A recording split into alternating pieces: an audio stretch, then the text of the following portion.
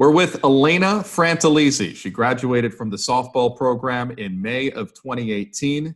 She is working on the front lines back near her hometown of Stony Brook, New York on Long Island. Elaina, welcome. Thank you for taking a few minutes. And well, thank you for the work you're doing. And the work you're doing specifically is just remarkable. You, after graduation, you spent a year in Asheville at the cardiac ICU of a hospital out there. Mm-hmm. Then you moved to the Raleigh area and were working at Duke Medical Center in an ICU unit as of September of this past year, 2019. And then when the pandemic hit, you decided to go back home to New York to work at Stony Brook University Hospital to help out. So talk to me here. What made you decide to make the jump from North Carolina back to New York, really knowing that you were going to put yourself in harm's way? Sure. It sounds heroic, I guess, when you put it that way. I'm very close to my family and friends that are still in New York. That's really my home base, and that's where everybody I know outside of people that I've met at Queens are. And so I was working at Duke on the MICU, which is the medical intensive care unit, and knowing that in due time, when COVID hit North Carolina harder, we were going to be on the receiving end of that for the immediate area. So we were starting to kind of slowly see the COVID patients come in at Duke. But in my heart and kind of in my mind, I'm looking back at home and seeing what everybody is going through there, and maybe a little bit of survivor's guilt comes into play. And something in me just wanted to be closer to my family during all of this because, there's the stress of not knowing when you're going to be able to go back home. I was already canceling trips that I had planned to come and visit my parents because of not being able to fly. Yeah. And then what starts happening is, with an increase in patients in hospitals up here, they need more help. And the training I had received already from Mission in Asheville, and then the months I spent at Duke were really kind of what was needed up here. And so I just kind of started dipping my toes in the water of, is there a way for me to get up there and help out somehow? Did somebody reach out to you, or was this volunteer work? You reached out to Stony Brook and said, hey, I can come help. How did it happen? So as a nurse, you can't volunteer. Okay. It has to be a paid position. But what happens is these travel companies that handle travel nursing start putting out contracts for hospitals that are in need, because it's a quicker process to go through a travel agency than to be hired through the hospital and then go through orientation. So essentially, a travel agent has a contract for a hospital, and the hospital interviews you, and you sign up through the travel contract, and you're a contracted worker at the hospital. So the process is just much quicker. So by the time I decided to look into it, about 5 days later, I had an offer from Stony Brook University to come up there and start within 2 weeks. And then it would be 2 days of orientation, and then you're on the floor working independently. And you moved right at the height of the pandemic. I mean, if I remember the timeline correctly, from what I've heard, it was right before New York kind of hit its peak. And New York at its peak was 700 plus deaths per day. What was the date that you moved from North Carolina up to New York to help out with this? April 20th, and I started working at Stony Brook April 22nd. Okay. So their peak, I believe, it's... So a little bit after then. It's about 1 week after they hit their peak. And I got there, and the numbers are still high and thankfully coming down. And the work is becoming more manageable, but still, max capacity, and everybody is just all hands on deck working really hard. Yeah, and the county that you're in, Suffolk County, Mhm. is one of the hardest hit counties in the country. I mean, downstate New York, New York City, Nassau, Suffolk on Long Island, New Jersey has gotten it as bad as anybody, but specifically your county. I mean, I was watching a White House press briefing one day, and even the Mhm. president mentioned Suffolk County. Yeah. When Yeah. you went from Raleigh up to Stony Brook, how much more stressed was the hospital than where you were in North Carolina? Like, what were you getting into? Sure. It's a whole different world. That's how I felt the first day that I was working at Stony Brook. It's, a totally different world. Um, what's interesting is that they had been at that level for a month and a half so far. So they were living in this kind of COVID work environment, and the nurses are almost used to it by now. So it's coming in and taking scrubs from the hospital and then taking them off before you leave so that those scrubs never come into your house. We're wearing, N95s the entire shift with covering over that and then a face shield, and those things never come off.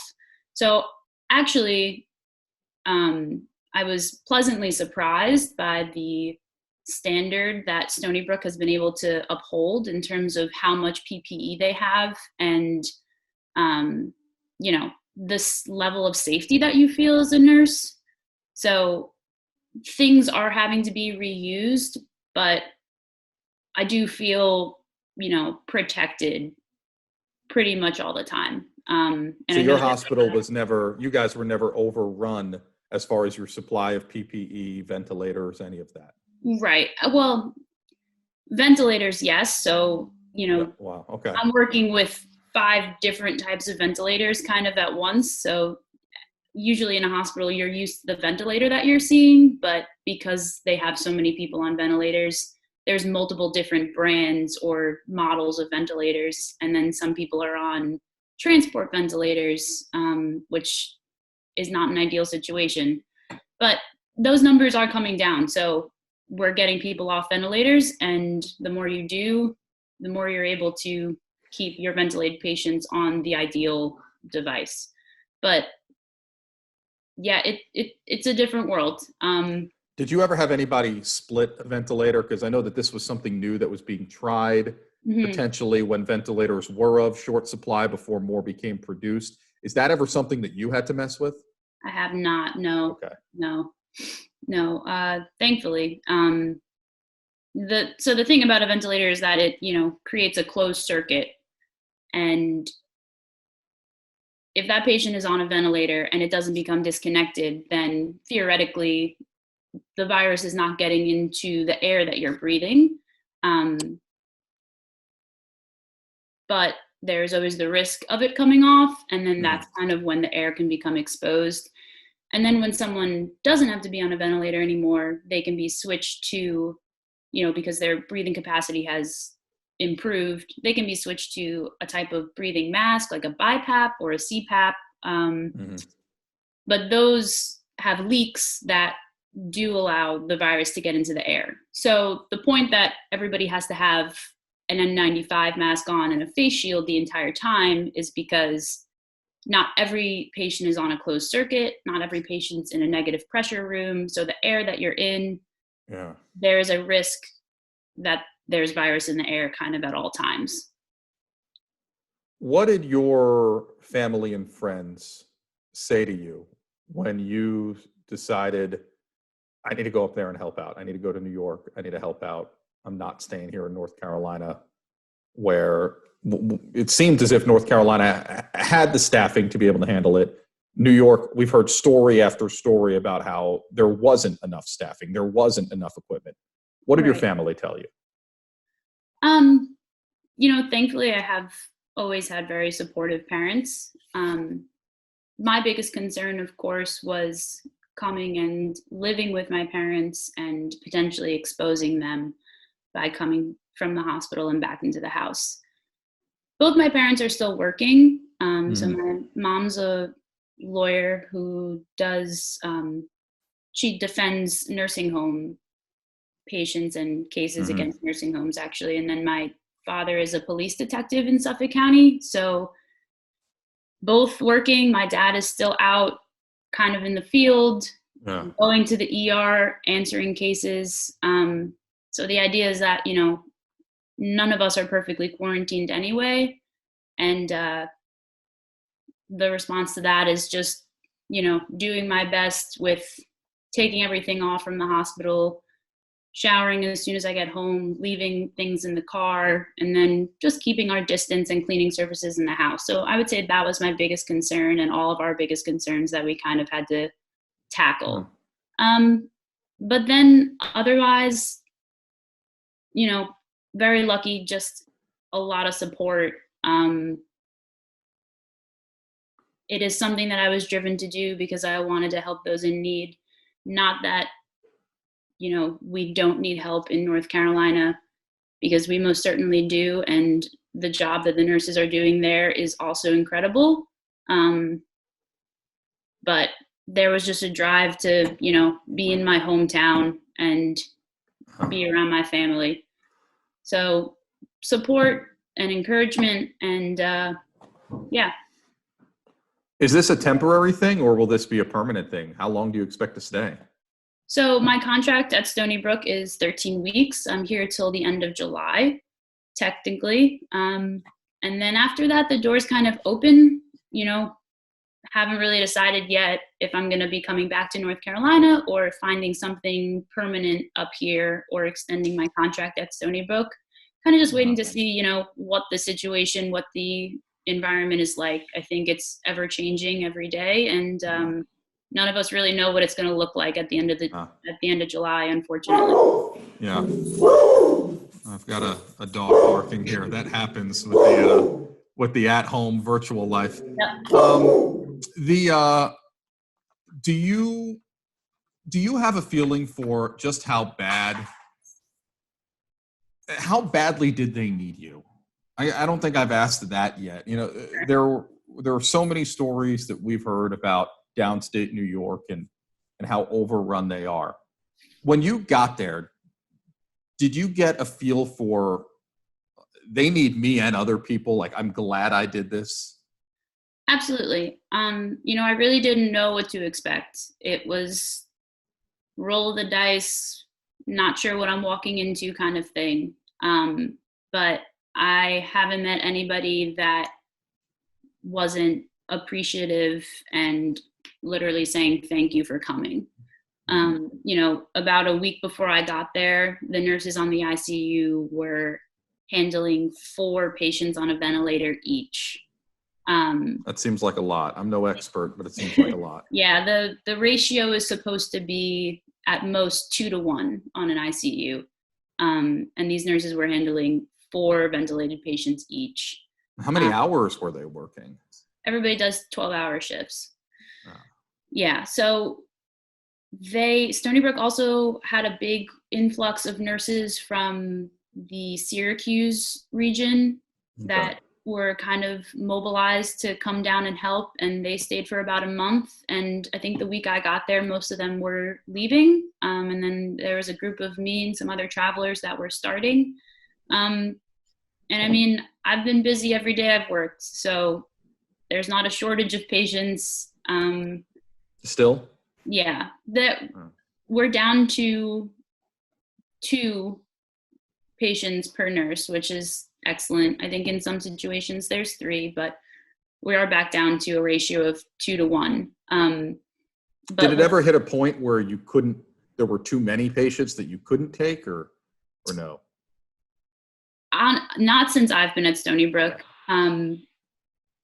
I definitely don't think they've turned anyone away. What they had to do was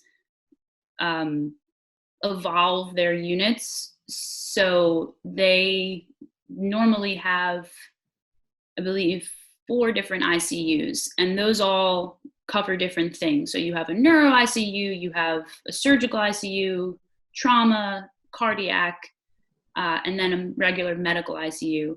And now all of those ICUs are COVID ICUs. So that's how they were able to step up to handling the influx of patients. I mean, they had like an outdoor tent set up for less critical people that were coming through the ER.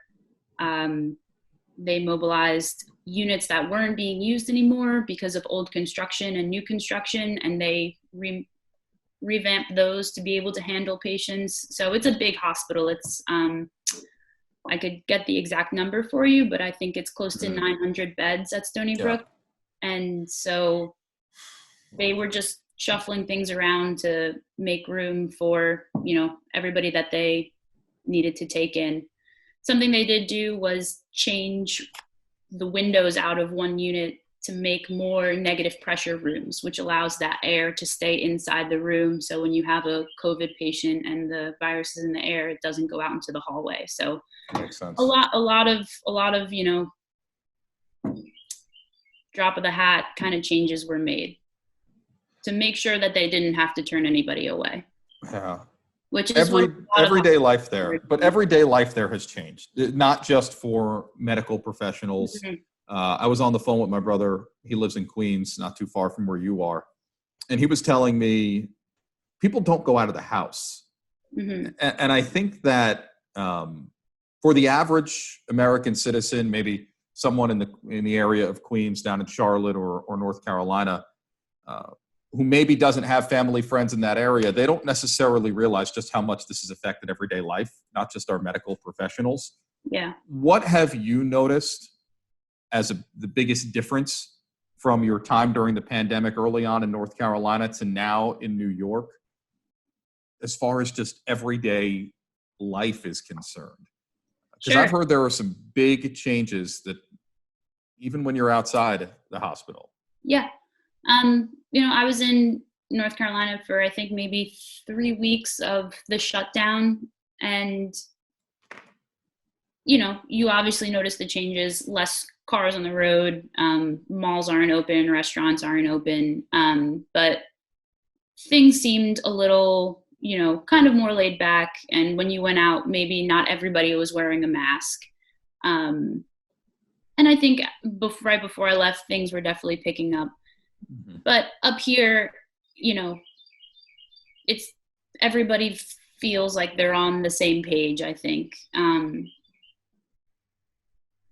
Anytime you go to a store, everybody's in a mask. You can't go in a store without a mask. If you show up to the door and you don't have one on, you're turned away. Seemingly everybody is very conscious of keeping 6 feet between everybody. And yeah, there's, you know, I think people are still getting outside as much as you can and enjoying sunshine when we have it. But I have a brother who lives in Brooklyn, and it's hard for the people that I know that live in the city, for sure. You feel very isolated. It feels a little bit like the end of the world up there because the streets are empty. And yeah, it's bizarre, I think, if you're used to the New York energy that usually exists. Yeah. Unfortunately, at a hospital your size, the location of your hospital, Stony Brook University Medical Center, you've probably had to deal with quite a bit of death. Have you personally experienced and worked on any patients that have died? And what were the last few moments of their life like? Because family members, depending upon the hospital, one or none family members are even allowed in during this. Right. So what have those experiences been like for you? You know, it's very different having been a nurse on an ICU and dealing with patients' deaths, you know, on a fairly regular basis, unfortunately. And usually we have family members at the bedside, and there's that in-person conversation that you're able to have and, you know, make a connection. And now we're just having to really try to set aside time for FaceTimes. Kind of, if we see things going in a certain direction, obviously the family is always kept up to date. And then whenever they can request it and whenever it works for our schedule, FaceTiming the patient and their family members with iPads that we have on the units. But it's hard to see people dying alone. And I think every nurse knows what it's like to see someone go, but you try to be there for them because their family can't. So I think the goal is to make sure that no one really is dying alone, being there to hold their hand. But in some situations, family members are allowed to come back for a short amount of time. And then once they're there and they leave, they can't come back again. So it's a weird balancing act for sure. But it's unfortunately part of the job. And unfortunately, we're seeing a lot more of it right now. But it has kind of recruited the nurse as really another family member for that patient. Well, Elaina, I have to tell you that the work that you're doing, I couldn't possibly express my praise and my thanks to you. I grew up very close to where you grew up. My family is not very far from where you are right now, a handful of miles.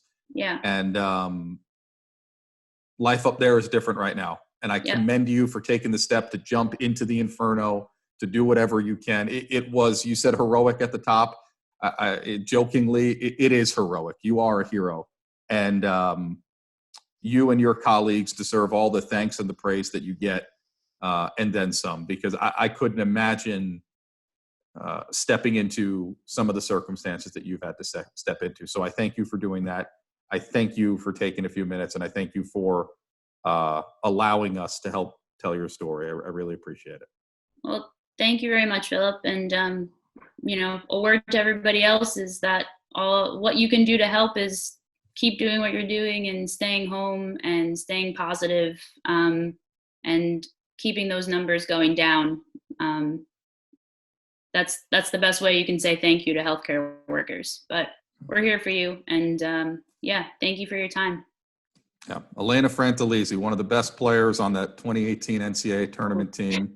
And she's working on the front lines back home in New York. Elaina, thank you. Thank you. Love to go back to that NCAA tournament about this time 2 years ago. That'd be a better place to be for sure. For sure. Thanks, Elaina. Thanks.